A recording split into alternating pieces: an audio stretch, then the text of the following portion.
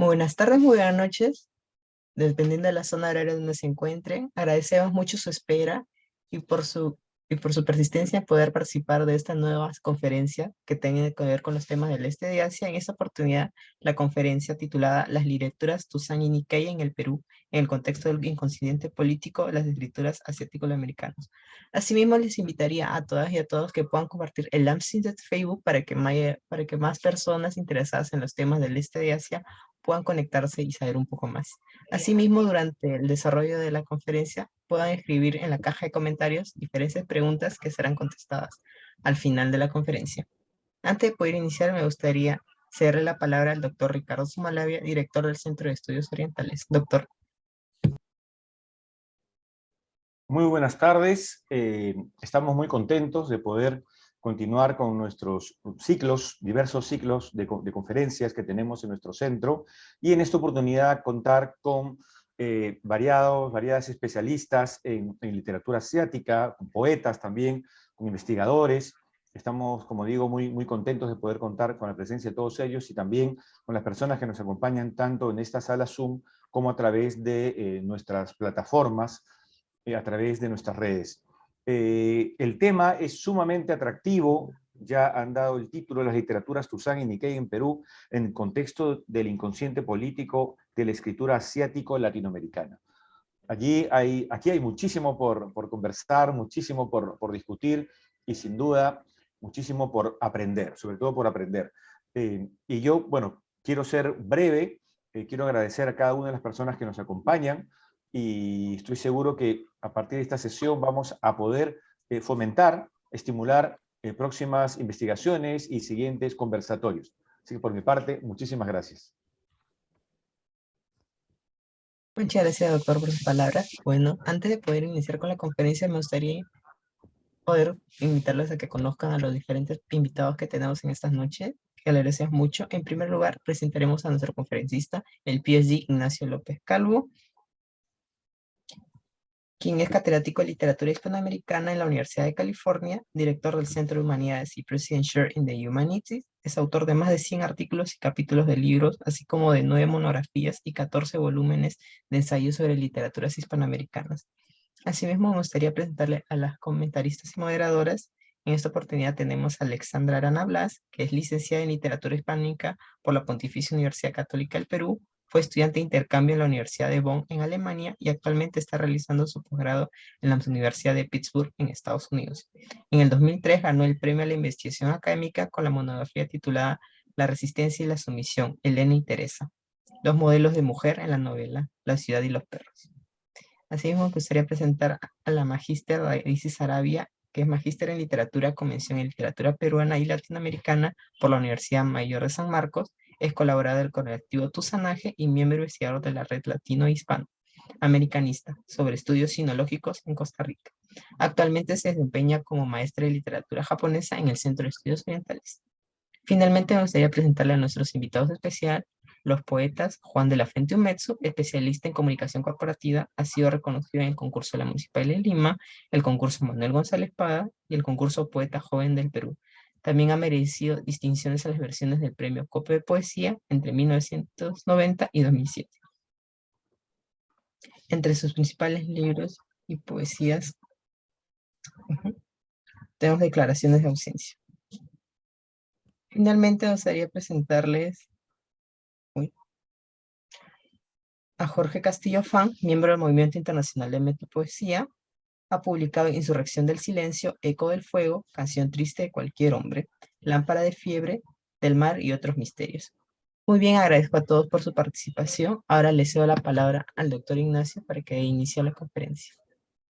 Pues muchas gracias y gracias a Alexandra Arana Blas, al Centro de Estudios Orientales de la Pontificia Universidad Católica del Perú, al Círculo de Estudios Japoneses Tenjin y a mis amigos del colectivo Tuzanaje. Siempre un placer colaborar con ustedes y por supuesto que me gustaría más estar en persona, pero bueno, espero que se pueda hacer pronto porque ya hace mucho que no voy por Perú, mi país favorito para visitar.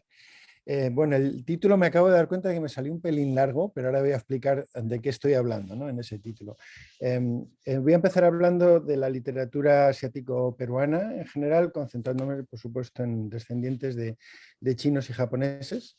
Las escrituras Toussaint y Nikke continúan una larga tradición de legitimación de la condición mestiza que, como señala Cornejo Polar, comenzó con el inca Garcilaso de la Vega y sus comentarios reales de los incas. Así pues, las producciones culturales Nikke y Toussaint insertan una subjetividad pluricultural a un Perú que se enorgullece de todas las sangres, el título, como saben, de la novela de Arguedas. Puede que haya personas que se pregunten por qué merece la pena concentrarse en la producción cultural de grupos minoritarios que representan tan solo una pequeña fracción de la población peruana. No obstante, como argumenta Homi Bhabha, cada vez las culturas nacionales se producen desde la perspectiva se producen más desde la perspectiva de las minorías marginadas. Además, si bien es cierto que los peruanos de ascendencia asiática son una pequeña minoría, yo creo que su producción cultural ha tenido una influencia desproporcionada. La literatura asiático-peruana es un cuerpo heterogéneo de escrituras de autores que se identifican bien como inmigrantes asiáticos o bien como sus descendientes. Esto excluye, por tanto, los muchos textos literarios que sí tratan de temas asiáticos o incluyen personajes asiáticos, pero que están escritos por autores que no tienen descendencia asiática. Cabe señalar además que no, en mi opinión, no hay diferencia formal alguna entre la literatura asiático-peruana y la literatura peruana en general. Sí la hay de contenido, como voy a señalar más adelante.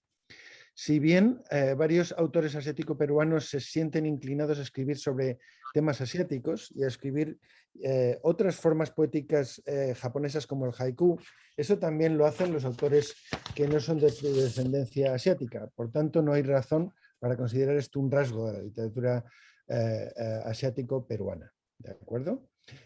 Por medio de su literatura, estos escritores y escritoras presentan una nueva visión de la cultura peruana contemporánea como transnacional. En los casos del nipo-peruano Carlos Yoshimito y las sino-peruanas Julia Wong y Sui Yung, por ejemplo, se ha creado una geografía imaginativa en su escritura que los lleva más allá de las ataduras de las fronteras nacionales hacia lo que yo llamaría un cosmopolitismo enraizado que ellos parecen hallar liberador. Su conocimiento continúa siendo situado, pero ahora más allá de las fronteras de la nación-estado. Por otra parte, autores tusanes y Nikke como Xu Kanwen y Seiichi Higashide no siempre se identifican con las tradiciones y costumbres chinas y japonesas, ya sea por razones generacionales o porque su manera de pensar queda más alineada con la cultura criolla prevaleciente. Por otra parte, en la obra de autores como Xu Kanwen, Julia Wong, Seiichi Higashide y Augusto Higa, la recuperación de la historia de las comunidades china y japonesa queda unida, a mi juicio, a la autoexploración implícita en sus textos a veces autobiográficos, a veces semi-autobiográficos. Muchos autores asiático-peruanos ven la literatura como un vehículo para articular su reclamo de pertenencia al proyecto nacional, para negociar políticas etnonacionalistas o para explorar temas relacionados con la identidad. La literatura se convierte así en un lugar privilegiado de representación y producción de nuevas identidades asiático-peruanas.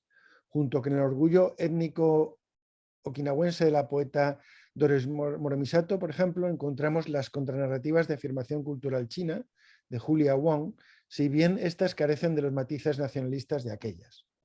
Igualmente, Xu Kanwen y Julia Wong proponen, como Augusto Higa, una historia alternativa. Rescatan del olvido los abusos contra las comunidades asiáticas para asegurarse de que no desaparezcan de la memoria colectiva nacional. Por lo que respecta al discurso etnocultural Toussaint, una buena parte de la producción cultural literaria de Toussaint, por ejemplo, la manera en que Pedro Sulen privilegia los asuntos indígenas, la narrativa de la violencia política de Mario Wong y Julio León, el énfasis que hace Julio Villanueva Chang en asuntos y personalidades internacionales en sus crónicas y perfiles, o las experiencias que tuvo el fallecido Eugenio Chan Rodríguez como académico peruano en Estados Unidos. Todo esto se escribe, yo creo, a espaldas del tema de la identidad étnica. En contraste, otras obras sino-peruanas sí toman precisamente la identidad étnica sino-peruana como fuente de inspiración. El ejemplo más obvio es Siu Canwen, quien ficcionaliza los obstáculos que encontró como joven nacido en China y criado en Perú, que se enfrenta primero a la autoexplotación familiar en una tienda de su familia, ¿no? y a la discriminación racial. Lo mismo ocurre con las poetas Julia Wong y Sui Yun, que reflexionan sobre su identidad étnica, como ya dije, con un enfoque que yo considero posnacional. Y luego hay algunos textos, por ejemplo, la primera espada del imperio, de Siu Canwen, y bocetos de un cuadro de familia, de Julia Wong, que yo creo que reflejan el anhelo por un pasado irrecuperable, donde se evoca estratégicamente el capital simbólico de las culturas ancestrales, heredadas para articular su diferencia cultural.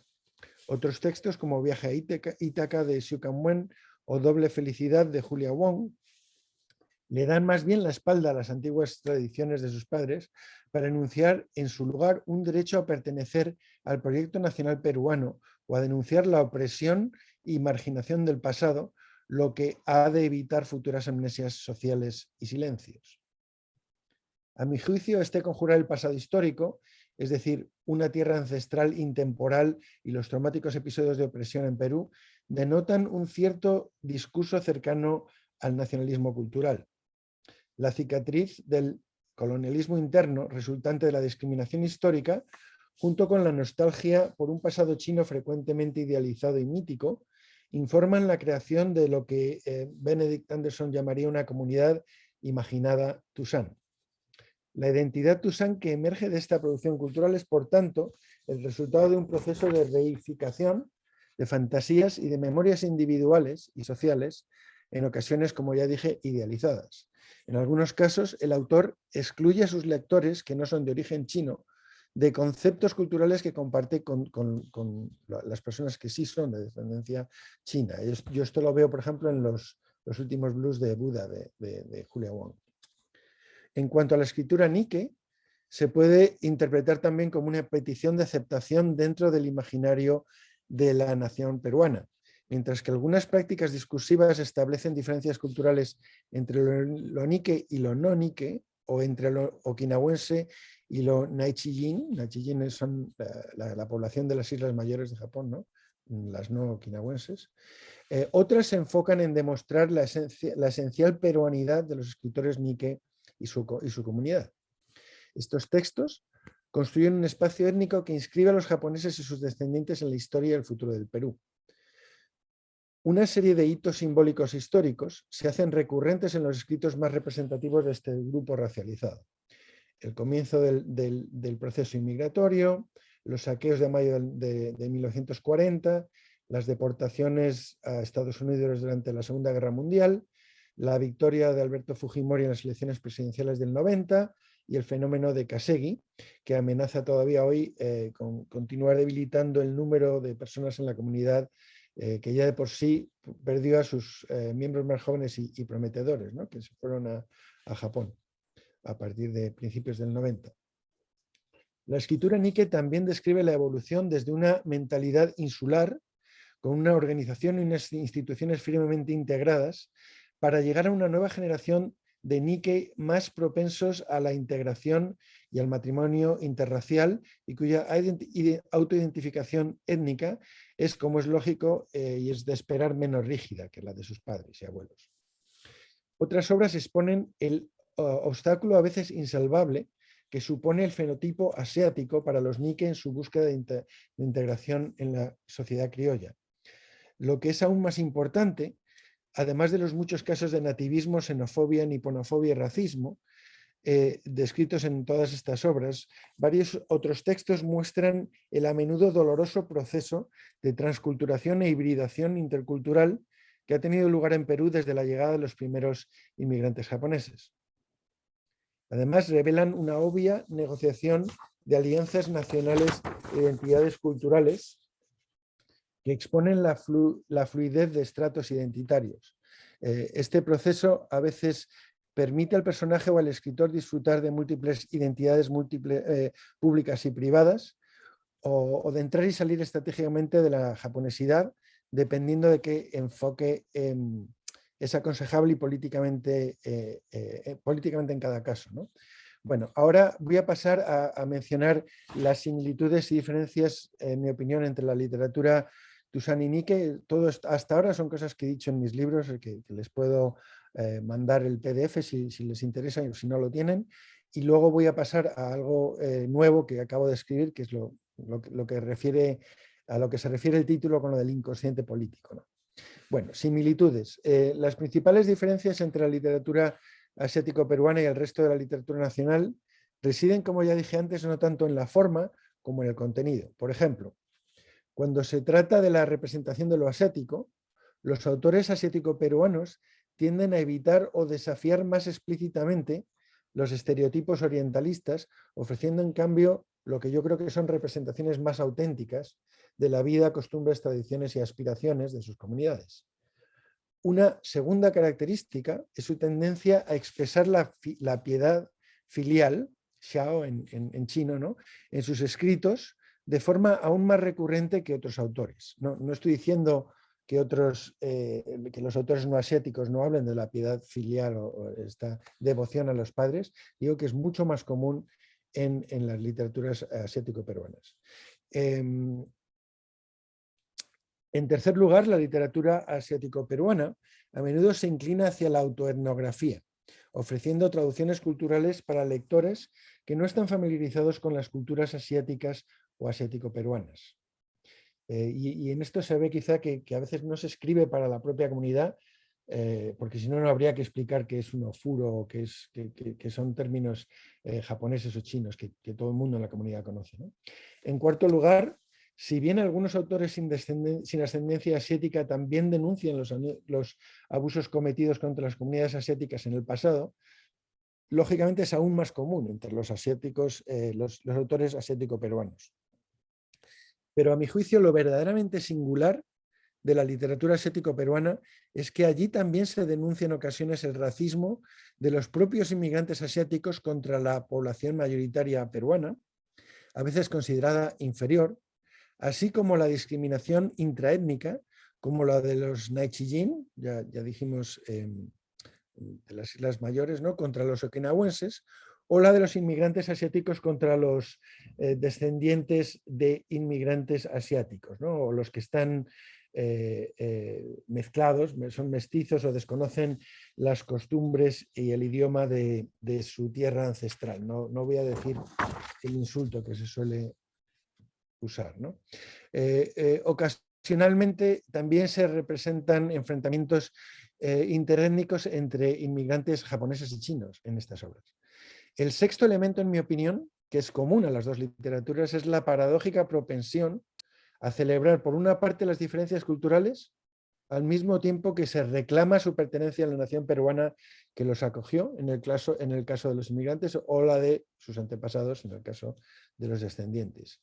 Séptimo, abunda la escritura semi-autobiográfica o autobiográfica. Octavo, a menudo refleja el contacto ininterrumpido con las comunidades de origen en Asia a través del correo, las remesas, los viajes de regreso al lugar de nacimiento para visitar a familias o encontrar esposa. Y una última idiosincrasia quizás es que con unas pocas excepciones casi toda la literatura asiático-peruana es muy reciente, ¿no? O relativamente reciente, digamos. Si bien la literatura asiático-peruana no puede considerarse literatura del exilio, que yo sepa no hay autores exiliados, parte de ella sí es genuina literatura de inmigración, ya que varios autores como Augusto Quanben, Seiichi Higashi de Shukanmuen son inmigrantes que escriben sobre su experiencia migratoria. Y como es típico de la literatura sobre migración, en ocasiones parte de las narraciones se sitúa en el país de acogida, Perú, mientras que el resto se sitúa en el país asiático de origen. Tanto los textos líricos como los narrativos tienden a narrar o a evocar el proceso migratorio mismo, el triste momento de la partida, el arduo viaje, el shock de llegar a un país con una cultura completamente diferente, el proceso de adaptación a la sociedad del país receptor, por supuesto enfatizando los desafíos económicos, lingüísticos y culturales iniciales, y en algunos casos también la afiliación voluntaria al nuevo país o bien la doble afiliación a los países de origen y de acogida, o incluso de un cambio de afiliación en las lealtades nacionales. Debido a que en su mayor parte este corpus literario está escrito por descendientes de inmigrantes asiáticos más que por inmigrantes, las narrativas diaspóricas son mucho más comunes todavía que la literatura sobre migración que acabo de mencionar. Las narrativas de la diáspora suelen estar ambientadas en Perú y las sagas familiares son, yo creo, muy comunes. Las tramas, por ejemplo, Julia Wong, ¿no? Las tramas a menudo se mueven a través de las experiencias de varias generaciones de la misma familia en el nuevo país, a menudo enfatizando las brechas generacionales entre los padres inmigrantes tradicionales y su descendencia más integrada culturalmente, según se observa también en la obra de Xu Kangming. Nacidos en Latinoamérica, la segunda generación tiene a estar menos apegada, o a veces nada apegada, a las costumbres, cultura e idioma de su país ancestral, y a diferencia de sus padres más conservadores no tienen problema alguno con el mestizaje normalmente. En contraste con los personajes de las narrativas de migración, los de las narrativas diaspóricas no suelen anhelar el regreso a la patria, a menos que se trate más bien de un regreso, digamos, metafórico, ¿no? De reetnización, en el que las generaciones posteriores desean recuperar la cultura de sus antepasados. Y si bien parte de la literatura sobre migración está escrita a veces en idiomas asiáticos, el caso de Adidas to Tears, que solo está en el original japonés y traducido al inglés, tengo un alumno traduciéndolo al español, afortunadamente. La producción cultural de la diáspora está escrita principalmente en castellano, ¿no? Si bien a menudo incorpora palabras en idiomas asiáticos, traducidas o sin traducir, principalmente para dar una impresión de autenticidad cultural o bien para subrayar el orgullo étnico que reside en la diferencia cultural. Si bien no está necesariamente ausente, la sensación de alienación es menos generalizada en las narrativas de la diáspora que en las de migración, ya que los personajes tienden a estar integrados culturalmente en la sociedad dominante. Tanto las narrativas de migrantes como las de las diáspora a menudo pueden leerse como una celebración cultural de las muchas contribuciones hechas por las comunidades asiáticas de la diáspora al país que les abrió sus puertas. Esto es quizás incluso más explícito, en mi opinión, en las narrativas Nikkei, que incluso pueden llegar a presentar a los japoneses en Japón, a los Nikkei en Perú o a ambos, como un modelo a seguir para el resto de la nación latinoamericana en la búsqueda de progreso. Esto se ve sobre todo en Brasil, pero también a veces en Perú, ¿no? Y en estos casos el lector encuentra un choque también entre dos modernidades diferentes, incluso entre dos discursos nacionalistas, el japonés y el latinoamericano. Aunque durante la última década se ha prestado una cierta atención crítica más sofisticada a la literatura asiático-latinoamericana, estábamos hablando de esto antes de la charla, ¿no? Que ahora hay mucha más gente afortunadamente interesada en estos temas. Desgraciadamente, en mi opinión, todavía existe una desafortunada tendencia a suponer que si la autora o el autor es de descendiente de asiáticos, necesariamente tiene que tener rasgos asiáticos en su escritura. Y esto es un error. Sobra decir que no siempre es así.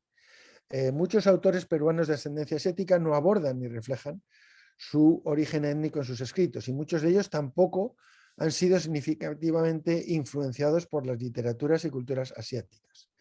En el caso de la literatura Nikkei, el discurso ideológico del Nihon Jinron, que fue tan popular en Japón, que es una teoría esencializadora japonesa sobre los principios ontológicos de qué es la japonesidad, qué es ser japonés, que se elaboró en contraste con la idea de un occidente que también ellos esencializaban, puede tener algo que ver con este problema homogeneizante, ¿no? Quizá debido a esta descripción más bien estática y autoorientalizadora de la identidad japonesa que se da en el Nihon Jinron, los críticos a veces enfatizamos demasiado los ecos de la herencia cultural japonesa en la escritura Nikkei, como en mi opinión ha sucedido con las obras de José Watanabe, ¿no? El poeta nipo-peruano.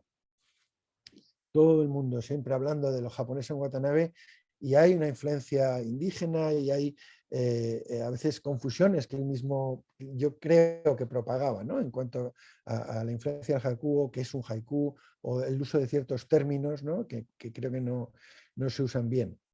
Bueno, la producción cultural cada vez más abundante de escritores Nike y sino-latinoamericanos en las últimas décadas refleja el surgimiento de dos tipos de discursos minoritarios diaspóricos que están redefiniendo la cultura nacional, haciéndola más transnacional y cuestionando las dicotomías blanco-indígena de los discursos del mestizaje. En conjunto, existe una rica producción cultural, cada vez más, porque hay un montón de escritores jóvenes. Ahora mismo acabo de antologar con un colega dos colecciones, ¿no? De autores sino-latinoamericanos y sino-peruanos, cada una de ellas con 30 y pico autores, ¿no? Muchos de ellos muy jovencitos. Bueno, entonces decía que cada vez más abundante, ¿no? de esta producción cultural refleja el surgimiento de estos dos discursos minoritarios, y en conjunto escribe, perdón, esto ya lo dije, y esto contribuye a sacar a la luz episodios ocultos en las historias oficiales de las naciones y de paso sugiere reconsideraciones alternativas de las identidades nacionales. Bueno, esto en cuanto a similitudes. Los contrastes, lo voy a resumir brevemente. Yo creo que la producción nipo-peruana es más explícitamente política e inconformista que la sino-peruana, quizás porque obviamente los chinos llegaron medio siglo antes, ¿no? Esto lo desarrollo en mis libros más detenidamente, pero quizás también el hecho de que los abusos a la comunidad Nike sean más recientes, ¿no? En la Segunda Guerra Mundial, 1940, mientras que las masacres de culíes, por ejemplo, son del siglo XIX, ¿no? Y el trato a estos trabajadores contratados, los llamados culíes, el maltrato es del siglo XIX, ¿no? Entonces ha pasado más tiempo y quizá por eso haya un nacionalismo cultural más fuerte en obras de autores de origen okinawense como Doris Moro Misato, ¿no? Más nacionalismo cultural y más, digamos, protesta política y demanda de reconocimiento de los abusos del pasado. No quiere decir que no exista en la literatura sino-peruana, pero sí es más limitada. A veces esta protesta aparece en los escritos de Julia Wong y también en Xu Canwen, ¿no? Ha denunciado estas dos masacres que mencioné, ¿no? de 300 culíes cada una en el siglo XIX.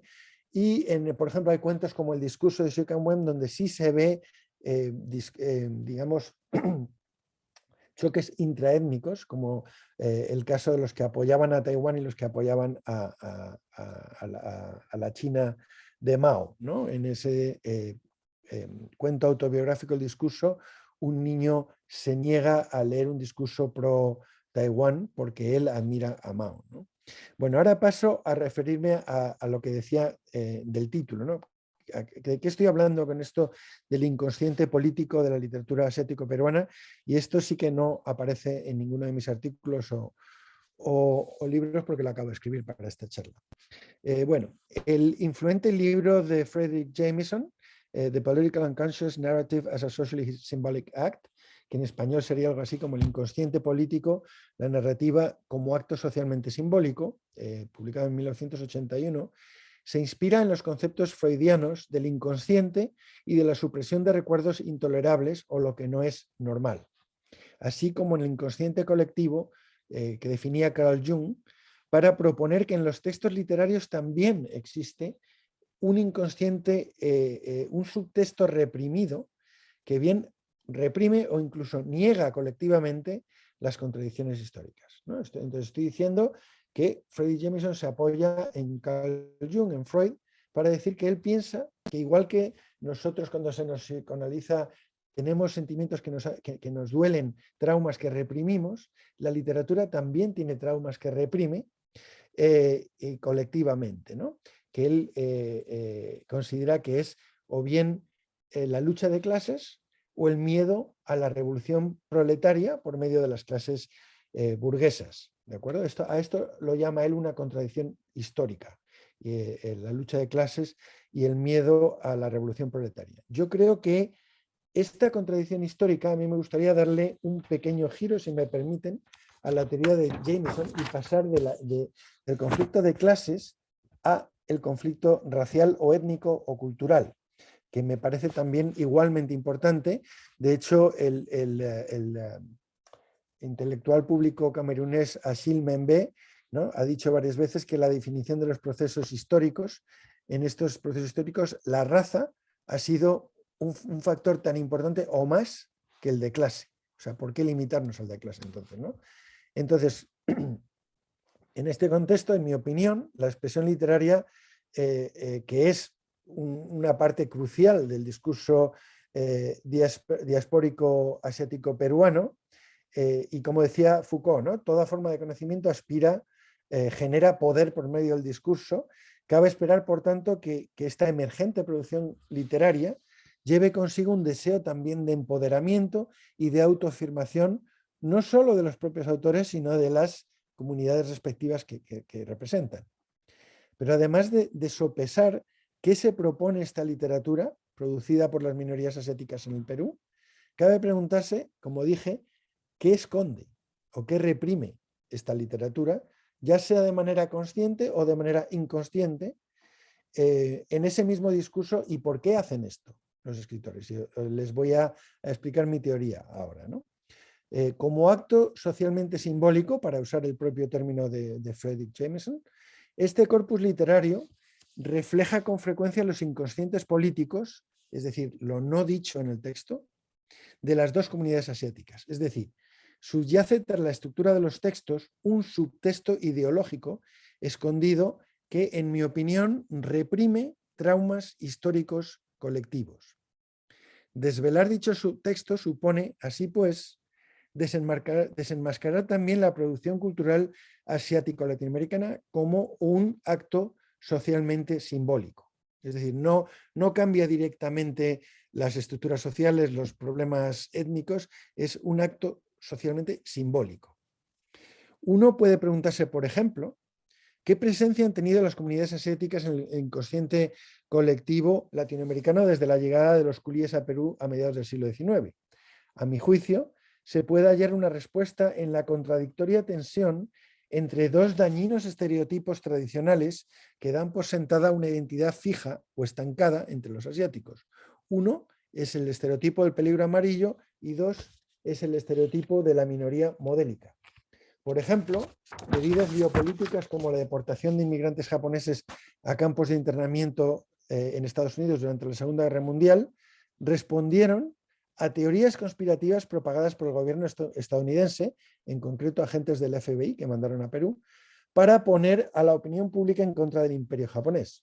Por otra parte, en muchos casos, las verdaderas motivaciones para la represión de la comunidad Nikkei tenían que ver más bien con los celos por la competencia económica que representaban los comerciantes japoneses en ciertos sectores de la economía nacional. Aún así, a pesar del recuerdo de las injusticias, muchos de estos japoneses que habían sido deportados a Estados Unidos, ¿no?, anhelaban todavía regresar a Perú, ¿no? A muchos no se les permitió, a la mayoría, mientras que sí se les permitía a los italianos y a los alemanes, a los japoneses no se les permitió, y aún así querían volver, aun cuando vieron esta discriminación nacional, ¿no?, a los europeos y a nosotros no. Este tipo de represión de contradicciones históricas, como la violencia política, produjo una especie de amnesia colectiva con la que se optó por olvidar las injusticias y represiones sufridas. En otras palabras, el inconsciente político, reprimido colectivamente por la comunidad Nikkei y sus escritores, no sería otro que el recuerdo del maltrato, primero en las plantaciones a su llegada en masa a Perú, luego las deportaciones forzadas de la costa durante la Segunda Guerra Mundial, los saqueos de tiendas japonesas, las deportaciones de japoneses a campos de internamiento norteamericanos, entre otras injusticias. En el caso de la comunidad Tosan, se trataría más bien, como ya dije antes, del recuerdo del maltrato en las plantaciones de azúcar y en los campos de extracción de guano y de las masacres del siglo XIX. Por otra parte, yo creo que se podría hablar de otro tipo de amnesia colectiva estratégica de la comunidad Tusán en Perú y por extensión de todas las comunidades asiáticas de Latinoamérica y el Caribe. Me refiero al hecho de reprimir el recuerdo de la tradicional negligencia del gobierno imperial chino para con los ciudadanos que decidían emigrar, a los que por mucho tiempo se consideró traidores a la patria.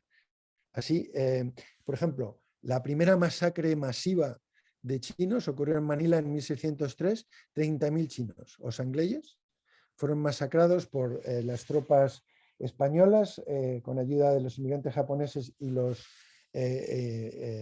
nativos filipinos, y una de las razones que dio el emperador chino para no intervenir es que eran unos traidores por haber dejado el país cuando no estaba permitido y haber dejado atrás a sus ancestros y sus familias, ¿no? Lo mismo con la masacre, en las dos masacres en Perú. No hizo absolutamente nada el gobierno imperial chino por defender a estos emigrados, ¿no? Lo mismo digo a otro nivel quizás, pero lo mismo digo el gobierno japonés, que al mandar a toda esta gente a Latinoamérica, bueno, primero a Hawái, a Canadá y a Estados Unidos, y cuando se prohibió esa migración, primero a Chiapas, México, luego a Perú y luego a Brasil, lo que hizo fue deshacerse de una población sobrante para usarlo como peones en sus designios imperialistas que identificaban claramente la emigración con el expansionismo. Si el gobierno chino no hizo mucho por frenar las masacres que estaban ocurriendo en Latinoamérica y en Estados Unidos, el japonés puso en peligro la vida inocente de muchos de sus ciudadanos al mandarlos a remotas zonas rurales del Perú y Brasil. Hizo premeditadamente promesas injustificadas de riqueza rápida, de exageraciones e interpelaciones al patriotismo y al deber de obediencia a los deseos del emperador, cuando en realidad el gobierno japonés sabía ciencia cierta de las penurias que padecían los emigrantes en el Perú y en el Brasil, y aún así continuó mandando barco tras barco, y México, ¿no? Resulta complicada, por consiguiente, la determinación de en qué consistiría el inconsciente político que subyace en las narrativas de la comunidad Nikke en Perú, puesto que parece haber evolucionado considerablemente a lo largo de los años. En un primer nivel, yo diría que el primer nivel de represión consistiría en el hecho de que la comunidad Nikkei, con especial intensidad antes de la Segunda Guerra Mundial, seguía sintiéndose orgullosamente japonesa, a pesar de que muchos parecen haber sido conscientes de que el Estado nipón se deshizo de ellos, por considerarlos una población sobrante, incómoda políticamente y difícil de incorporar al mercado laboral.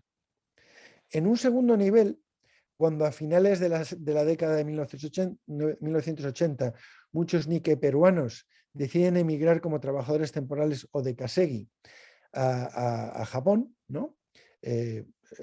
Para los no Issei o de primera generación, por primera vez iban a Japón la mayoría. Y una vez allí ven que se los trata como gaijin, como extranjeros, como extraños. Por primera vez en su vida algunos de ellos empiezan a sentirse peruanos y latinoamericanos.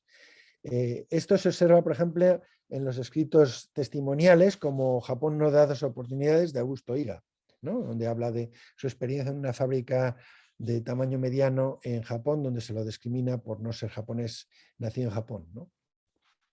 En estos casos en que se recupera el orgullo de la peruanidad y de la latinoamericanidad, el inconsciente político consiste entonces en la represión colectiva del recuerdo de los maltratos e injusticias sufridas en el pasado en Perú. A un tercer nivel, varias narrativas de vida de kaseguis peruanos y de otros latinoamericanos responden al sentimiento de culpabilidad y remordimiento por haber abandonado a su país en tiempos de grave crisis económica como resultado de la hiperinflación. Por ello, a veces autores de kaseguis culpan a las deficientes medidas económicas adoptadas por los gobiernos latinoamericanos de su necesidad de emigrar. Por el mismo camino, se esfuerzan en argumentar que las remesas que enviaban a sus familias contribuyen a mejorar la economía nacional de Perú y de Brasil. Y en otros pasajes indican que su experiencia le va a ayudar a los países latinoamericanos, ¿no?, al haber conocido un modelo que se puede imitar y al poder proponer un mejor camino a seguir para Perú y Brasil. A un cuarto nivel, por lo que respecta al inconsciente político reprimido del resto de la narrativa nipo-peruana, existe, en mi opinión, una tendencia a suprimir el recuerdo y no hacerse eco, convenientemente, del agresivo imperialismo japonés que culminó en la derrota del imperio tras la Segunda Guerra Mundial. Hay algunas excepciones, ¿no? Hay algunos textos nipo-brasileños, sobre todo, que sí reconocen los daños que hizo el imperialismo japonés y cómo estaba su propia emigración estaba entrelazada inexorablemente con el expansionismo imperial, pero en su gran mayoría la queja es contra el maltrato al Nikke en Latinoamérica, olvidándose de lo que estaban haciendo los japoneses en China, en Filipinas, en Corea, etc.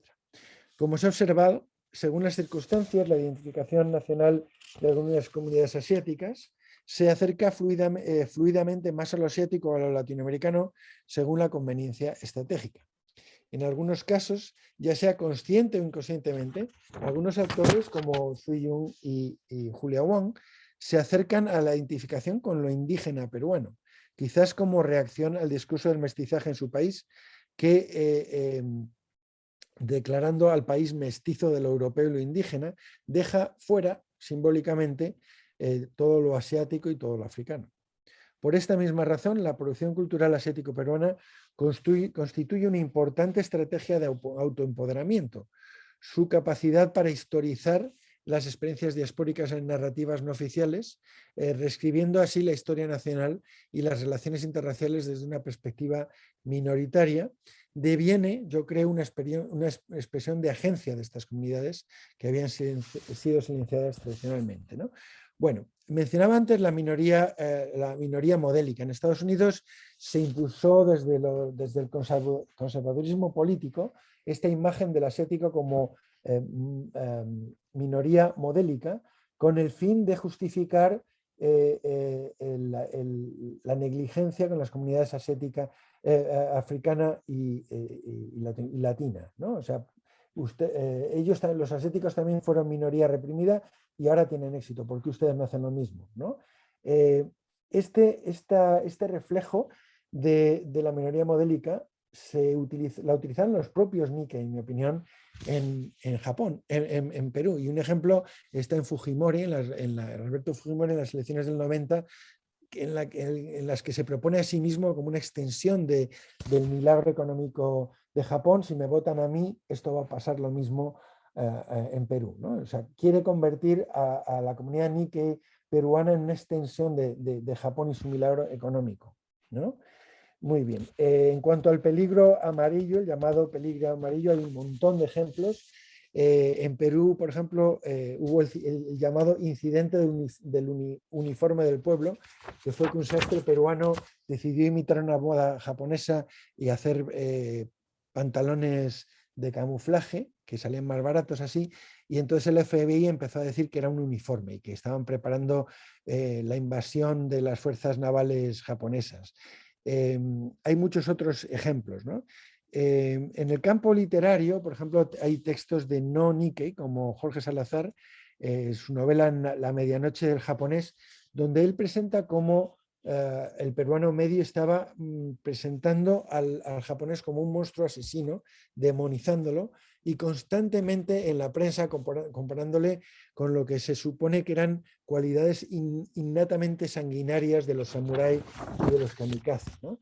En otros países, por ejemplo, en Perú, ¿no? Asesinato en la lavandería china de Juan José Rodríguez, en México, quiero decir, aparecen como vampiros, ¿no? Hay una monstrificación del inmigrante asiático y de sus descendientes, y yo creo que esto no es otra cosa que un reflejo de la ansiedad de ver el fracaso de los procesos homogeneizantes oficiales, ¿no? Que era precisamente el discurso del mestizaje, ¿no? Somos una nación mestiza, pero tanto México como Perú, pero esta presencia constante de asiáticos, ¿no? Y de negros es una espinita clavada que nos recuerda que no se ha homogeneizado como se había planeado, ¿no? Y por eso en la literatura se monstrifica, ¿no? a los personajes asiáticos, ya sea como vampiros, como monstruos, como kamikazes y samuráis sanguinarios, ¿no? Bueno, En este sentido, el hábito, para usar el término de Pierre Bourdieu, ¿no?, de la comunidad Nikke en el Perú, así como su afecto, en el sentido de una entidad impersonal y colectiva contra el sentimiento, que ya es algo más privado e individual, salió a flote, por ejemplo, como decía, durante las elecciones del 90, ya que la mayoría de la comunidad japonesa se negó a votar a Fujimori. ¿Por qué? Porque tenían miedo todavía en su subconsciente a que volvieran a ocurrir los episodios de 1940 de saqueos de hogares y negocios japoneses y de las deportaciones de sus líderes a Estados Unidos. Persiste, por tanto, yo creo, una toma de conciencia en la identidad diaspórica de estas comunidades de que el proceso de integración sociocultural a la nación de las minorías étnicas no es irreversible. O sea, ya estaba bastante avanzado a mediados del siglo XX y ocurre un evento como la Segunda Guerra Mundial y se convierte en reversible. Dejan de ser peruanos, pierden sus derechos y se los deporta a ellos y a sus familias, como ocurrió en 1930 en Sonora y Sinaloa, en México con los chinos también, ¿no? Estaban totalmente integrados en la comunidad mexicana, casados con mexicanas la mayoría, y se los deporta, ¿no? ¿Por qué? Pues por la Gran Depresión del 29, celos económicos, etc.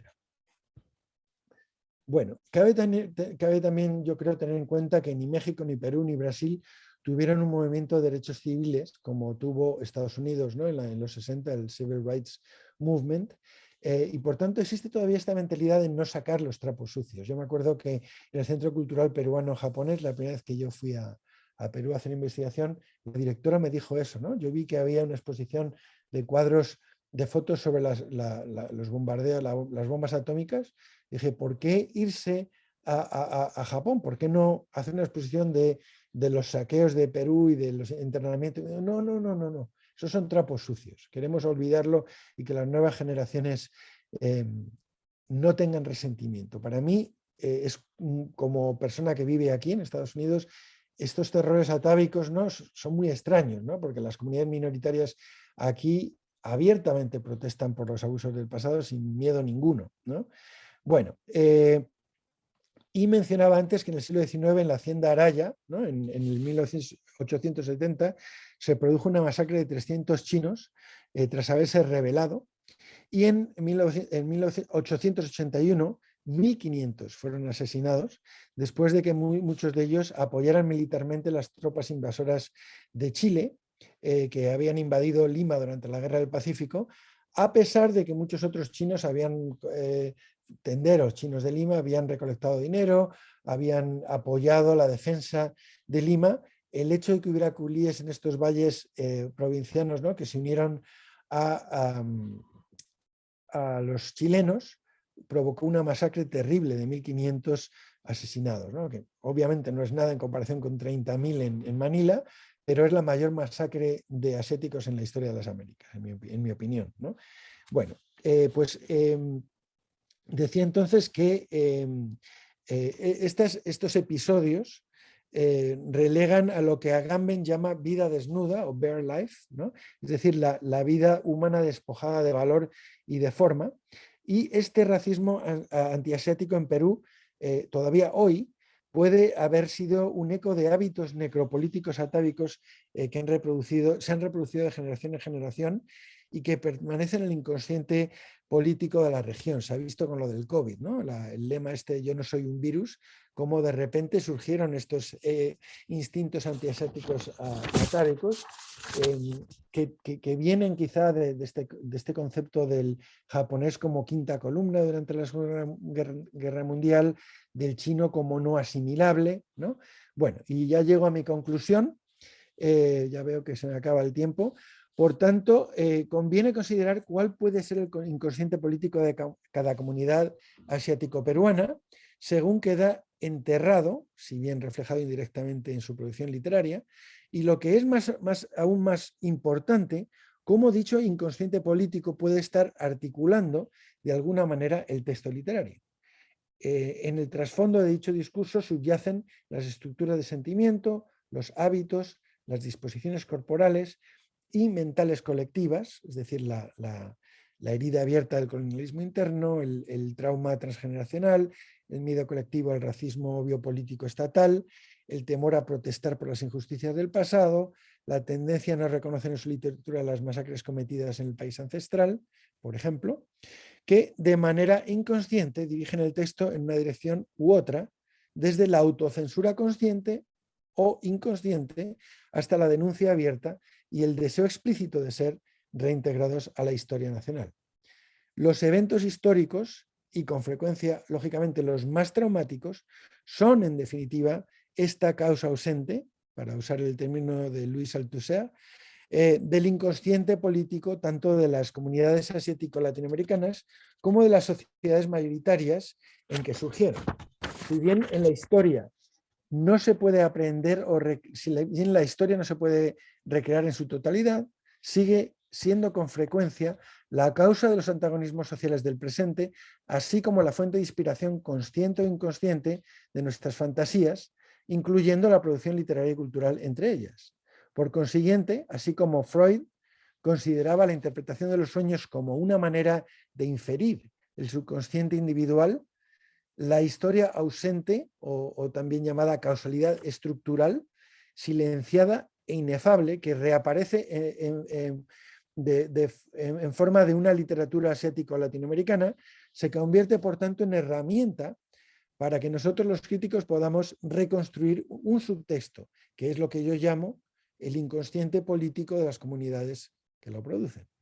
Comprender el inconsciente político de las comunidades asiático-peruanas nos ayuda a llevar a cabo lecturas políticas o ideológicas de sus textos culturales y literarios, llegando por medio de una reconstrucción genealógica del subtexto a la raíz de los recuerdos intolerables que han sido reprimidos como método de supervivencia. El texto literario asiático peruano se convierte así pues en un acto simbólico, en el sentido de que no afecta directamente a la vida real, es un acto simbólico socialmente en una resolución imaginaria de un conflicto sociohistórico y de una contradicción subyacente en la vida real que puede no estar reconociendo el mismo texto. En este caso no se trata de otra cosa, a mi juicio, que la discriminación racial en forma de xenofobia o niponofobia. Por esta razón, en muchos casos se puede llevar a cabo interpretaciones alegóricas y políticas de dichos textos. Y ya termino. Desde este prisma, si bien se puede considerar el texto literario asiático peruano como un acto simbólico, también genera por medio del lenguaje su propia realidad independiente al fomentar o incluso generar un discurso diaspórico minoritario o un posicionamiento social que se puede comprender como reacción o respuesta a un antagonístico discurso étnico mayoritario.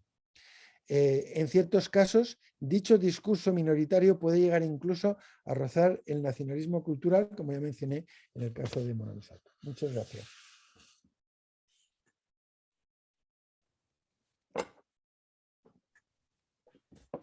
Muchas gracias, profesor López Calvo, por su participación. Y ahora, si les parece bien, Daisy, Julián, Ricardo, pasamos a lo que sería la ronda con los poetas. Empezaremos entonces con Jorge Castillo Fan y luego le daremos el pase a Juan de la Fuente Umech.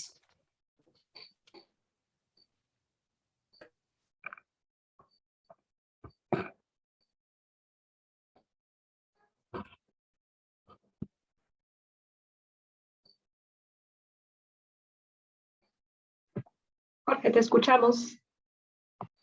Muy buenas noches.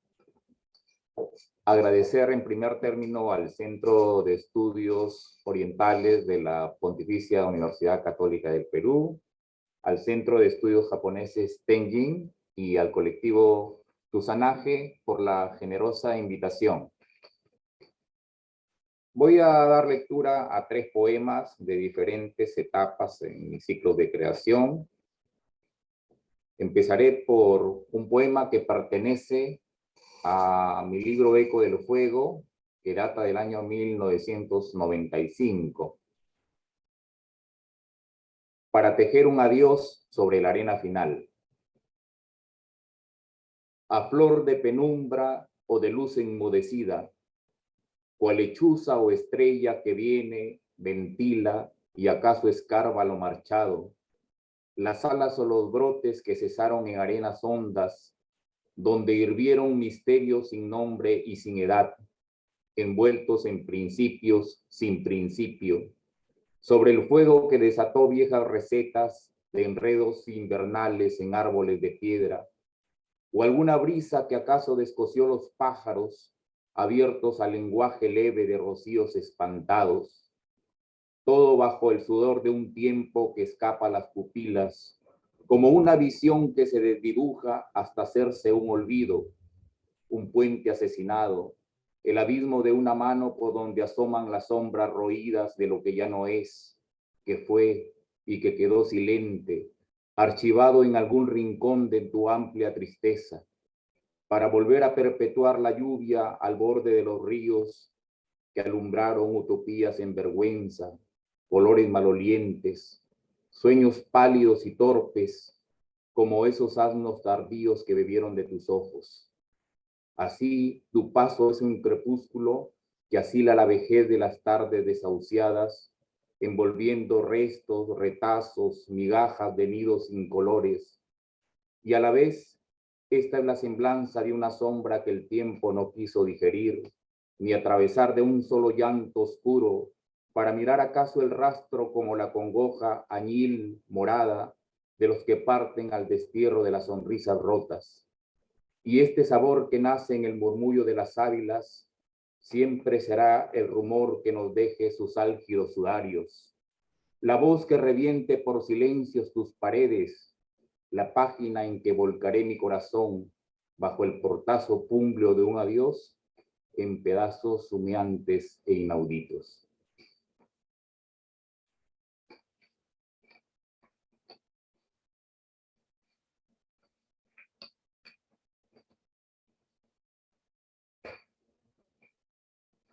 El siguiente texto pertenece a un libro inédito que he escrito durante esta pandemia.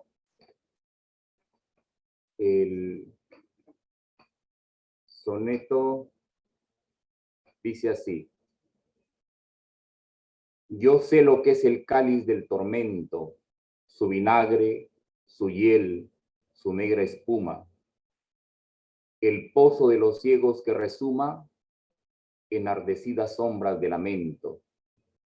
Yo sé lo que es morir en el momento en que la vida es solo cruz y suma los restos y las restas y se esfuma con un sabor oscuro de fermento.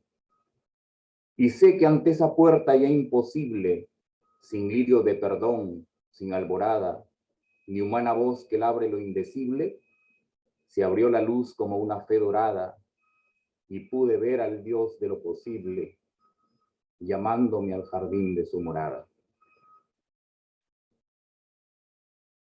Por último, voy a leer un poema que pertenece al libro 20 sonetos de amor y una canción inesperada que publiqué el año 2019 y que habla del acto de la creación poética.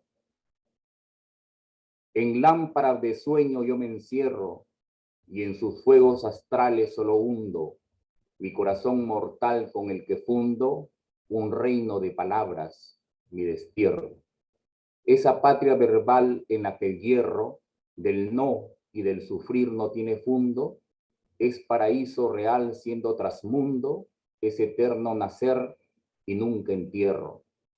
Ese jardín solar es quien imprime con su canto lustral en mis entrañas la estrella del amor que me redime. Aquel rojo jardín de las hazañas, del alma y de la voz en lo sublime, retorna siempre tú cuando me extrañas. Muchas gracias.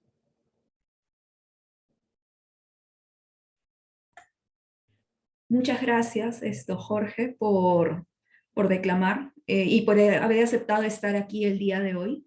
De hecho, fue iniciativa de Tusanaje poder invitar a los poetas para no solamente que haya una aproximación desde lo teórico, sino también más allá, ¿no? El escuchar las mismas voces de los poetas.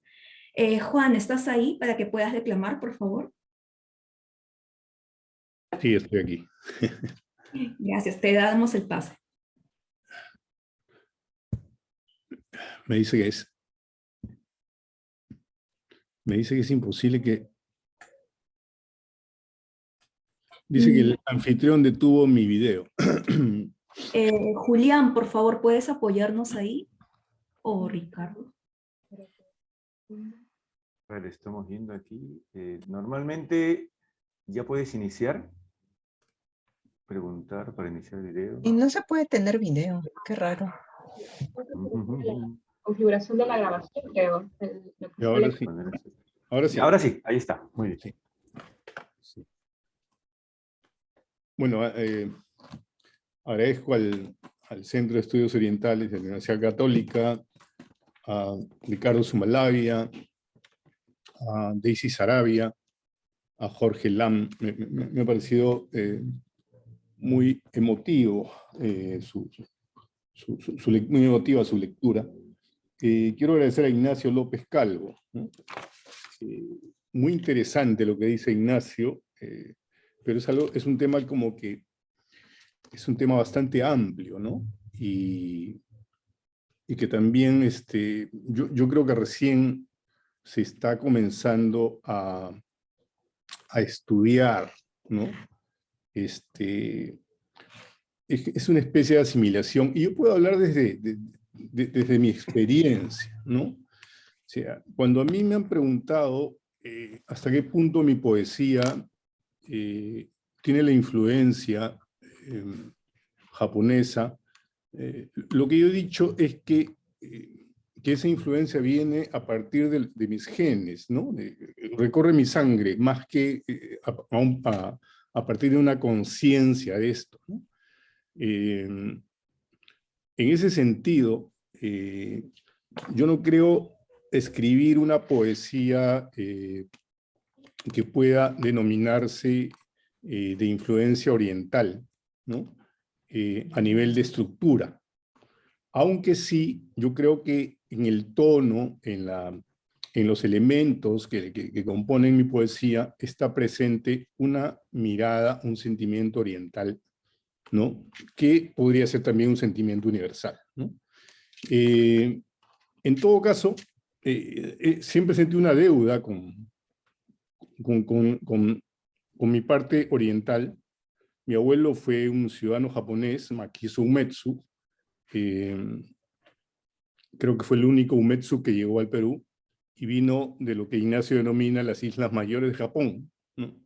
Él vino en 1909 en el Hong Kong Maru, y un día, el 28 de marzo de 1938, tocaron la puerta de su casa y el abuelo se fue, ¿no? Y nunca más volvió, ¿no? Se lo llevaron. Había un hijo mayor, mi tío Vicente, que lamentablemente murió a los 17 años y se llevó la memoria de la presencia de mi abuelo aquí, ¿no? Makiso se casó con Amalia Lozano, mi abuela. Tuvieron 3 hijos, 3 hijas en realidad. Tuvieron 3 hijas y Vicente, el mayor, ¿no? El varón. Pero ellas eran muy pequeñas y casi no recordaban, ¿no? Y luego se produce como una especie de vacío o incomprensión, ¿no? Makiso comienza a escribir cartas que no le son respondidas, ¿no? Hasta que un día deja de escribir. Makiso vive bastantes años más, ¿no? Porque él muere en el año 74, ¿no? En Japón nunca volvió a tener familia. Esto lo he sabido porque años más tarde mi hermano vive allá en Japón, mis sobrinos también, y ellos han visitado a los Umetsu, que dicho sea de paso, tienen una fábrica de sake en Totoriken, y yo en algún momento tenía la percepción de que los Umetsu nunca habían existido, ¿no? Pero ellos me confirmaron de que sí, que la existencia del abuelo era cierta, ¿no? Desde entonces, yo sentí una deuda con el abuelo, una deuda de ausencia, ¿no? En todo caso, mi poesía es una poesía de la ausencia, ¿no? Tengo un libro que he estado trabajando que se llama El libro del agua, en el que precisamente se genera un diálogo, que puede ser mi persona, o mi tío Vicente, o alguien de mi familia, o alguien que habla con Maquiso, ¿no? Que dialoga en sueños con Maquiso, y habla de mi origen y de nuestro futuro, ¿no? Es en realidad un poema largo dividido en partes. Lleva un epígrafe de Yosa Buzón y otros más, pero voy a leer solamente el de Yosa Buzón, que dice: ciruelos blancos, ¿quién viene del pasado a plantarse ante mi puerta? Yosa Buzón.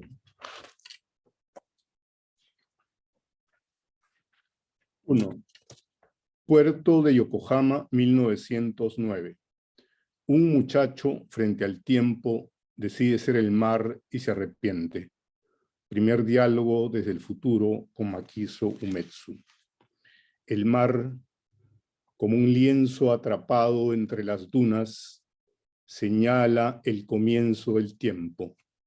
La realidad parece detenerse en un salto mortal hacia tus ojos que no han mirado nada y lo contienen todo, muchacho.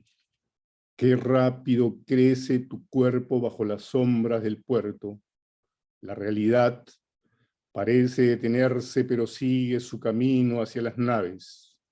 No sabes si la arena es más poderosa que las aguas, o si los arrecifes vuelan más alto que el sol cuando se precipita en el desierto sin moverse. Tu cuerpo tiembla como un grano de arroz atrapado en el viento. Aterrado, pero firme, sube la cuesta donde comienza el mundo. Despójate de tu vieja libertad y recibe esta libertad nueva. Las raíces entrarán por las ventanas del barco y desde allí se aferrarán a las aguas. 2. Recuerdo de Totori. Postal. Sí, lo recuerdo todo y su emotiva despedida cuando me regresaba. El tío lloró, empezó a correr detrás del tren en el que yo me iba. Ese es un testimonio de mi hermano Víctor cuando fue a conocer al hermano menor de Maquiso que aún vivía, ¿no? Y aquí hay una anécdota muy bonita, que es que, y triste, ¿no? Que cuando mi hermano se despide del tío, el tío lo fue a acompañar a la estación, a la hora que mi hermano mira por la ventana, ve que el tío está allí y que cuando comienza a andar el tren, el tío comienza a correr y a seguir persiguiendo al tren, ¿no? Y como que quisiera alcanzarlo, ¿no? Y trata y llora, ¿no? Llora. Yo me imaginé que en ese momento él veía a su hermano Maquiso y escribí este poema. Has llorado en el fondo de la luna, donde los hombres ocultaron sus primeros crímenes. Has llorado en los ojos de tu hermano, donde una multitud camina como si fuera imposible regresar al mar. Has llorado en el Perú y querías irte de tu llanto. Tus lágrimas golpeaban las calles del centro de Lima y las tiendas se abrían antes de que despertara el alma. De alguna forma la luna lloró también en el desierto en que te refugiaste. Quiero creer que fue así, que te llevaron una noche sin que tú supieras nada, que la abuela te miró paralizada desde los bordes del sueño, que tus hijas dormidas se alejaron contigo y se quedaron aquí, pero que nunca pudieron regresar a ellas. Dicen que nunca dejaste de llorar, pero que tus campos eran plácidos bajo la luz de las nachis, asomando en tu cielo siempre azul e impronunciable.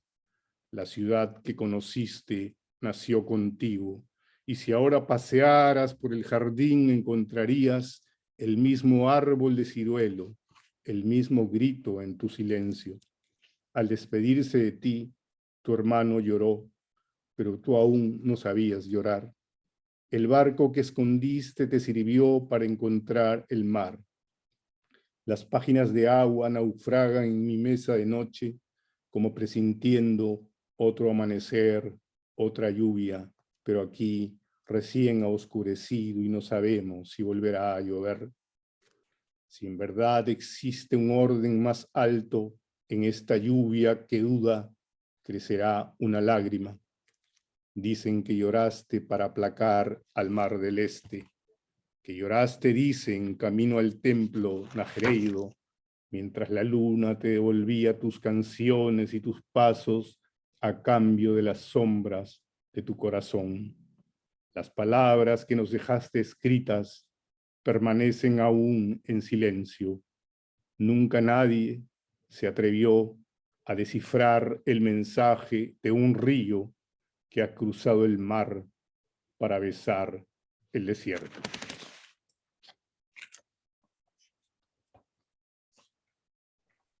¿Puedo leer algo más o ya el tiempo? Puedes leer un poema más, Juan. Terminaremos contigo 7:20 y luego pasamos a la ronda de moderadoras. Perfecto, acabo con este poema entonces.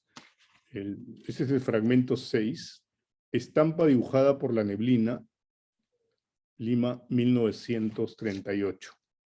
Último testimonio de un hombre que va a partir y se aleja, que va a regresar y se aleja.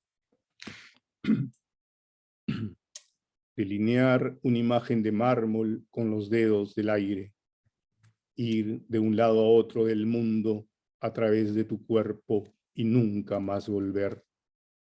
Dicen que esa vez llamaron a tu puerta, que todas las puertas llamaron esa vez a tu puerta. Era el final del invierno y el comienzo de otra época. En las calles los rumores crecían como surcos sobre la tierra estéril. Alguien arrojó piedras contra las farolas y las piedras rebotaron en voz baja sobre ti. Una muchedumbre invisible te esperaba en el camino hacia tu pueblo, en cualquier parte. Tú te cuidaste del mañana, pues sabías que no regresarías. Si tuviera que pensar en un lugar donde sea posible volver a encontrarnos, piensa en la luna, dijiste. Esa es la señal que mi hija busca cada vez que mira el cielo y conversa contigo. ¿Por qué no me quedé en la noche apoyado en las veredas que corrían? ¿Por qué me sostuve del silencio para hablarte a escondidas del sueño y no construí una estatua que me permitiera regresar? Este mar ha cambiado de sonido y de país, pero el mar que te trajo se quedará aquí toda la vida. Lo que dejó la marea durante la madrugada no vino de ningún lugar, creció aquí. Mi hija sabe que en ese brillo de la luna está tu voz. ¿Es verdad que te fuiste? ¿Es verdad que llegaste alguna vez? Apenas la lluvia cae, se levanta el sol y escribo en secreto lo que todos saben. Si me estoy muriendo, ¿por qué soy tan feliz? La página en blanco ya tenía escrita la historia del mar. Solo podíamos soñar un sueño extranjero, pero tú no estabas. Para no entrar en la noche, entramos en la noche misma y tú no estabas. El aire dibujó una orilla en los postes y en los árboles y tú no estabas. Dicen que una semilla cayó del cielo y se sumergió en una lágrima mientras alguien intentaba recoger las orillas. Dicen que la lluvia creció dentro de esa lágrima y los niños corrimos alrededor de las aves y las plantas que nacieron en el olvido. Dicen que alguien hizo de una ciénaga una esfera de luz y allí nos crió. Alguien recogió las palabras que tú abandonaste esa noche. Como un regreso, yo siento al amanecer que tus pasos caminan por mi sangre. Como un regreso, intento tocarlas, me interno en tu historia y tú no estás. Se levanta el desierto, regresan otra vez las orillas. Si alguna vez las encuentras, recógelas y moja con tus huellas la arena que habita en tu corazón. Muchas gracias. Muchas gracias, Juan, por compartirnos estos poemas. Muchas gracias, Jorge, a ti también. Y estamos pasando entonces a la ronda de preguntas. Daisy, tú primero, por favor. Preguntas que tengas para el profesor López Calvo. Sí, bueno, en principio, agradecerle al profesor Ignacio por la conferencia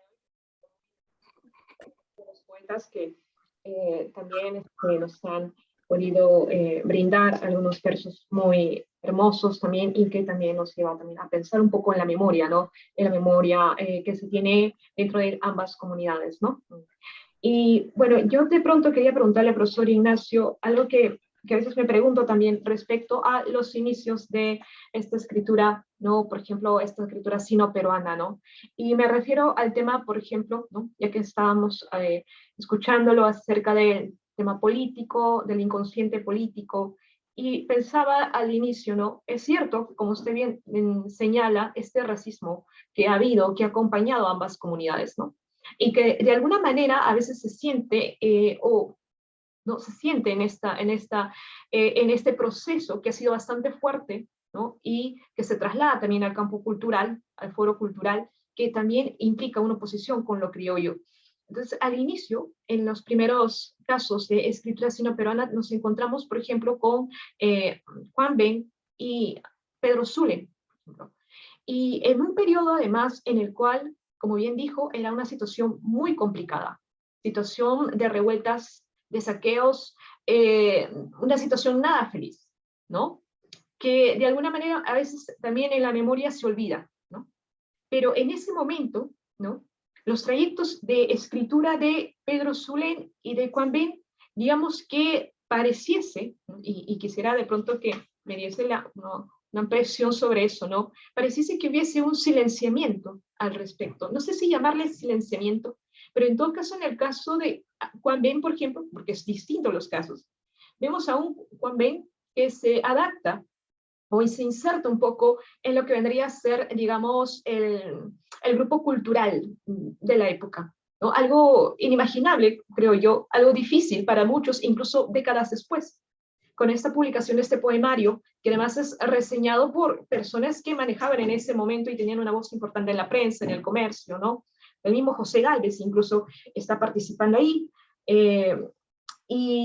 y digamos que para él es opciones de pronto vender o promover esta imagen de China, pero no hay propiamente una escritura que al parecer fuese algo como subversiva de lo que está pasando. Y por otro lado tenemos a Pedro Zulen, que es muy activo políticamente, que de pronto defiende bastante la causa indigenista en este periodo en el cual también hay convulsiones asiáticas, ¿no? Y queda la duda, ¿no? Es un silenciamiento de esta comunidad que de pronto siente que no debería hablar en ese momento, o cómo entender en todo caso estas dos posturas que se asumen, ¿no? De ambos.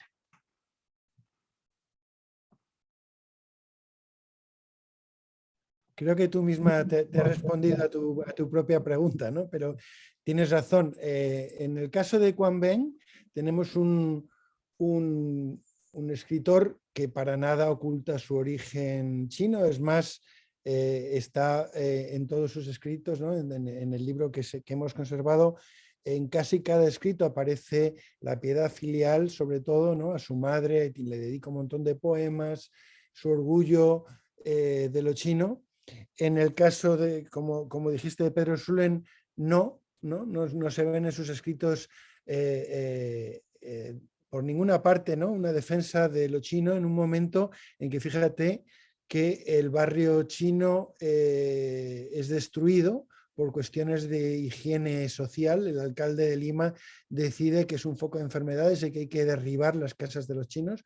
No dice una sola palabra Pedro Zulen, que sorprende, porque es alguien, como tú misma has dicho, está plenamente metido en el discurso indigenista de defensa del indígena. ¿Qué quiere decir esto? Que tú dices un silenciamiento, yo diría que más bien una autocensura. Es decir, en este momento se ve como algo aceptable la defensa del indígena, porque hay un discurso indigenista establecido, pero no se ve como aceptable o apropiado defender al chino, por tanto ignora, cuestionablemente en mi opinión, lo que se está haciendo en ese momento a su propia comunidad, ¿no? Es algo que no debe sorprendernos, ¿no? A veces esta autocensura es consciente, otras veces es subconsciente, pero también, como tú misma has dicho, si bien Quang Ben sí refleja su herencia china, tampoco hay el menor atisbo de protesta por la opresión que pueda estar sufriendo la comunidad, ¿no? Yo creo que es más bien una cuestión de autocensura y de qué es lo publicable y qué es lo que no es publicable en ese momento, ¿no? Ya había una tradición pro-indígena, ¿no?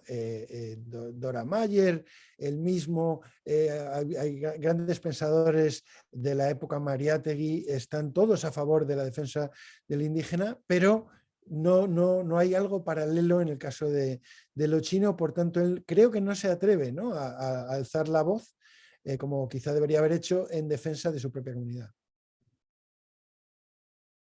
Y ¿usted creería que este tipo de autocensura también tendría que ver con una cuestión étnica? Por ejemplo, el hecho de pronto Pedro Solé sentirse de pronto que étnicamente no pertenece a esta comunidad. Y luego voy a eso precisamente porque también estaba pensando en cómo el factor generacional de pronto podría ser un factor que determine una escritura en el caso, bueno, escritura sino-peruana, o sea, si esto, el hecho de ser primera generación, segunda generación, ¿no? O tercera generación, también se va a ver impactado en esto o no va a ser determinante. Eso puede ser efectivamente otra de las causas, ¿no? Hay bastantes casos, por ejemplo, en Cuba, ¿no? De escritores que son de segunda generación china, muchos de ellos mezclados con, o sea, de padre chino y madre negra, y hablan de los chinos siempre en tercera persona del plural. Los chinos son, los chinos hacen, los chinos... Y hay un caso en que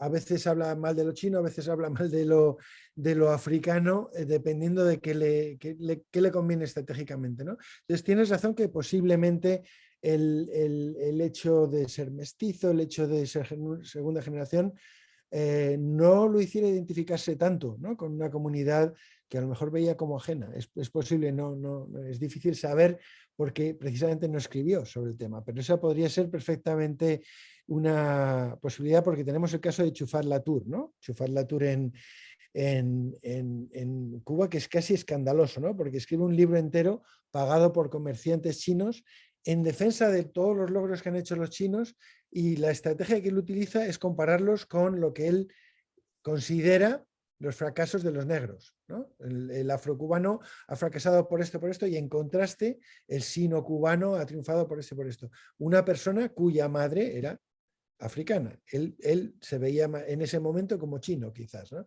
Entonces, por eso he hablado, si te has fijado en mi charla, mucho de cómo uno entra y sale de lo asiático a veces estratégicamente, ¿no? Y tenemos el caso del propio Augusto Higa, lo dice en su testimonio. En Japón no damos dos oportunidades, que se sentía japonés antes de ir a Japón, cuando vivía en Perú. Una vez que va a Japón y ve que lo tratan como extranjero, gaijin, empieza a sentirse como peruano y se da cuenta de que lo Nikke es esencialmente peruano más que japonés, ¿no?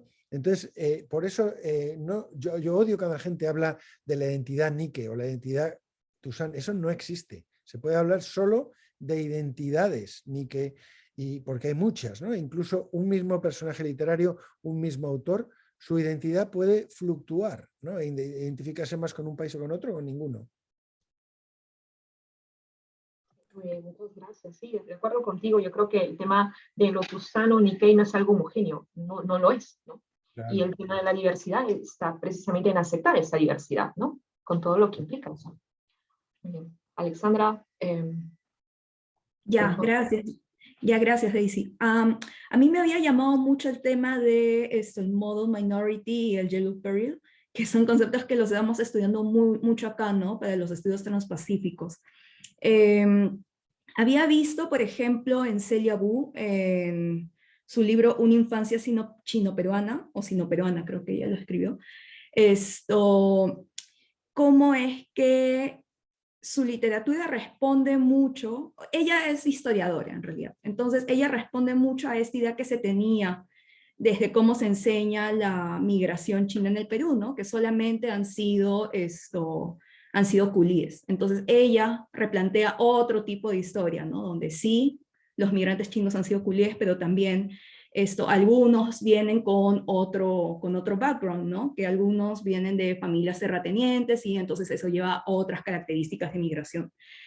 Es interesante también porque no lo dice con esas palabras, pero empieza a sugerir como que los procesos por los cuales hay una integración de algunos tusanes, ¿no? Ya a lo que sería la sociedad peruana, ¿no? Características que van muy a la par a la de la minoría modelo, ¿no? Por ejemplo, que se han integrado en lo que sería la parte de empresas, ¿no? Siendo dueños de empresas o trabajando en empresas en general. Ahí podemos ver entonces un model minority capitalista, se podría decir, ¿no? También en respuesta a los conceptos de la plaga, de los asiáticos como plaga amarilla. Entonces, por ese lado, quería preguntar si es que usted, profesor, conoce alguna literatura china, o mejor dicho, literatura tusán, que se refiera específicamente al tema de los model minority, y si también conoce alguna literatura Nikkei que trate respecto, ¿no? Que aborde ese tema. Más allá de la teoría, ¿no? Me refiero a literatura, las obras literarias.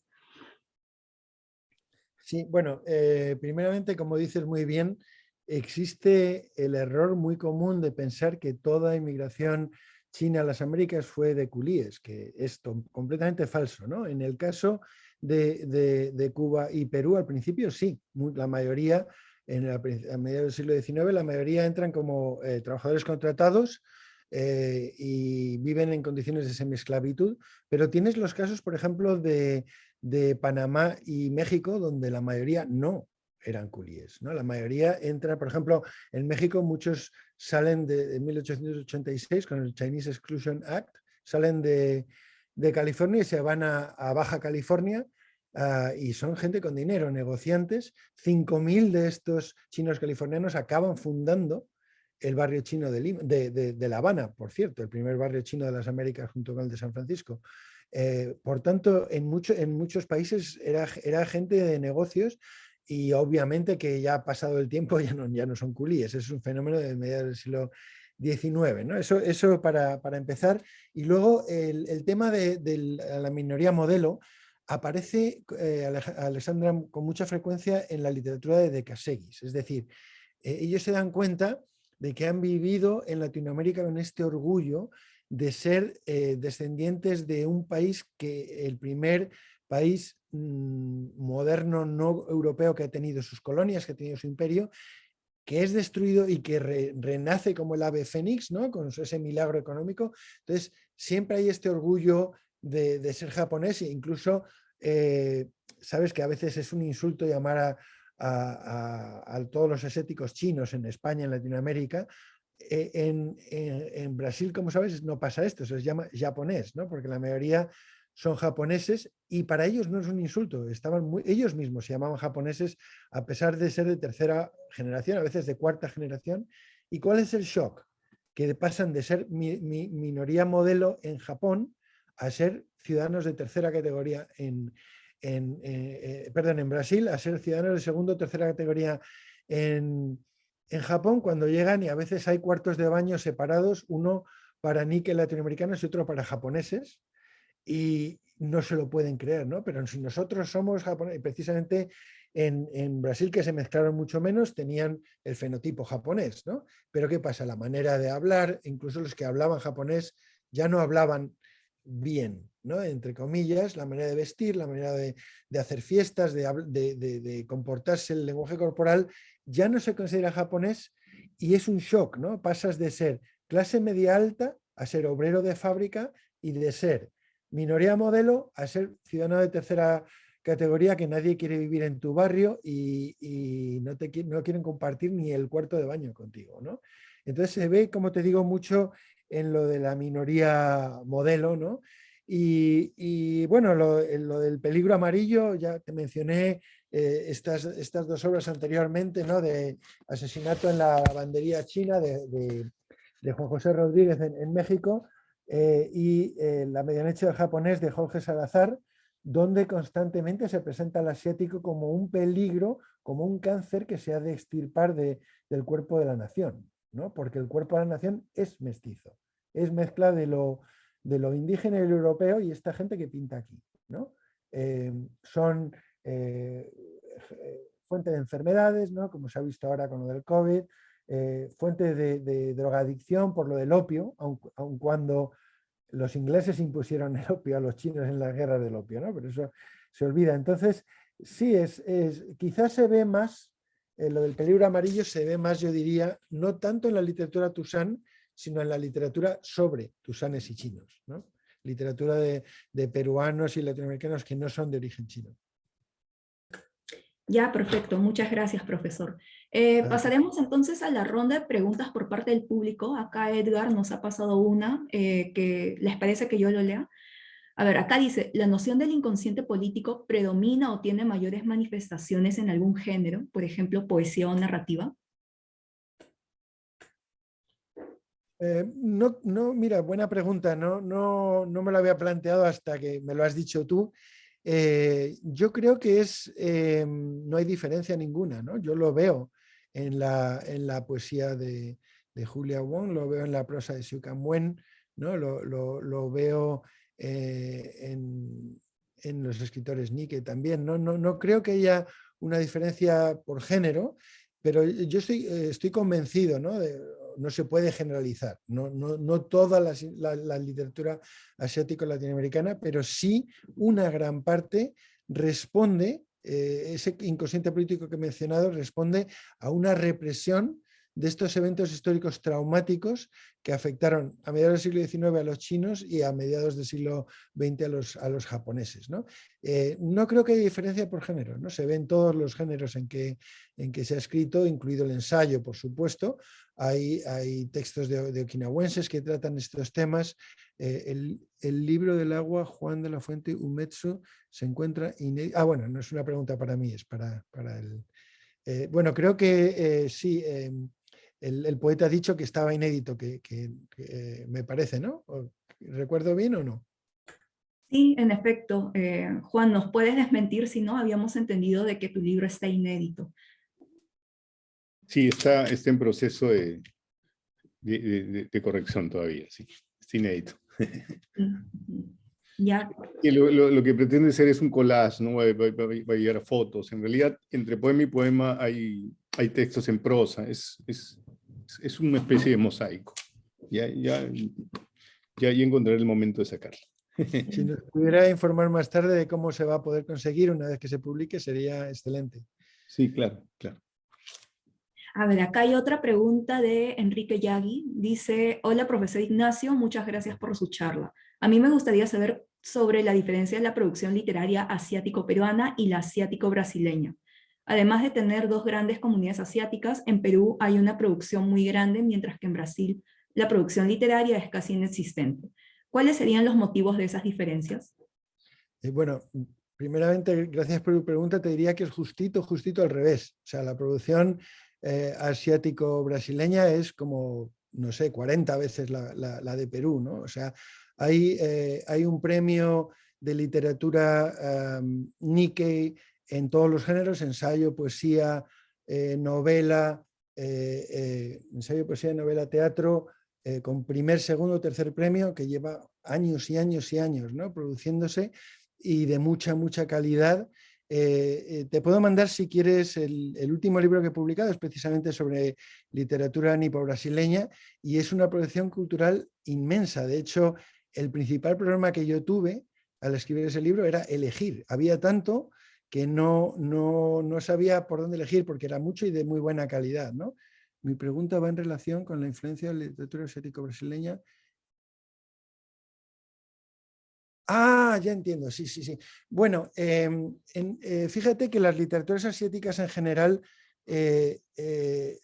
primeramente, el concepto este de World Literature, literatura mundial, ya de por sí la literatura producida en Latinoamérica, quitando el boom, Bolaño, Borges y por supuesto los autores que han tenido mucho éxito, ya de por sí en el contexto del mercado mundial puede haberse visto en ocasiones como marginal, pero dentro de cada país la literatura asiática es el margen del margen. O sea, los autores nipo-brasileños, hay uno que sí tiene el récord del mundo del libro, está en el libro Guinness de los récords, del autor que más libros ha publicado, más novelas ha publicado en la historia de la humanidad. Tiene cientos y cientos.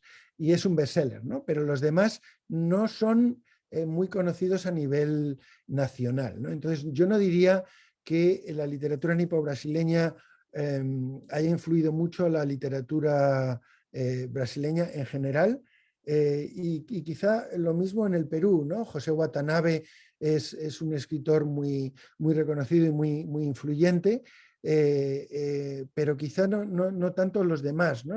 Desgraciadamente, si tú vas, por ejemplo, a la Casa de la Literatura en Lima, yo la última vez que fui, me parece que Watanabe era el único escritor de origen asiático que tenía una pequeña muestra, ¿no? Había como Arguedas y Vargas Llosa, ¿no? Y todos los demás eran escritores de origen criollo y algunos indígenas, pero solo un asiático en ese momento en que yo fui, ¿no? Entonces no es muy influyente realmente por ahora, ¿no? Ahora, mencionaba anteriormente que acabo de componer 2 antologías de escritores sino-peruanos y otra de sino-latinoamericanos, y es impresionante el número de autores que hay y todos muy jóvenes, con varios libros publicados. O sea que yo espero que eso cambie, ¿no? Que se preste más la crítica, los libros de texto, las editoriales, presten más atención a esta literatura y se haga más influyente, pero no es lo que se considera hoy literatura mundial, ¿no? Que influya, que se traduzca mucho, que influya a otras literaturas, desgraciadamente. Muchas gracias, profesor López Calvo, por su tiempo, y ya estamos con el tiempo. Queremos agradecer a todo el público que ha asistido el día de hoy, ha dado sus preguntas, también a los que nos han seguido por Zoom. De parte del grupo Tenjin, damos muchas gracias al Centro de Estudios Orientales por el espacio que nos ha dado, a Tusanaje por la cocoordinación, a los poetas Juan de la Fuente Umetsu y a Jorge Castillo, fan, y por supuesto al profesor López Calvo. Gracias a ustedes, muchas gracias. Gracias. Igualmente, por mi parte, en nombre del Centro de Estudios Orientales, agradecido con la presencia de todos, sumamente interesante, tanto el enfoque teórico, académico, y muy bien complementado con la lectura y comentario de los poemas de Juan de la Fuente y de Jorge Castillo Fan. Muy agradecido con todos ustedes. Gracias. Gracias. Adiós, muchas Nos gracias. vemos pronto entonces. Gracias a todas y a todos. Un gusto. Nos vemos muy pronto. Gracias. Encantado. Gracias.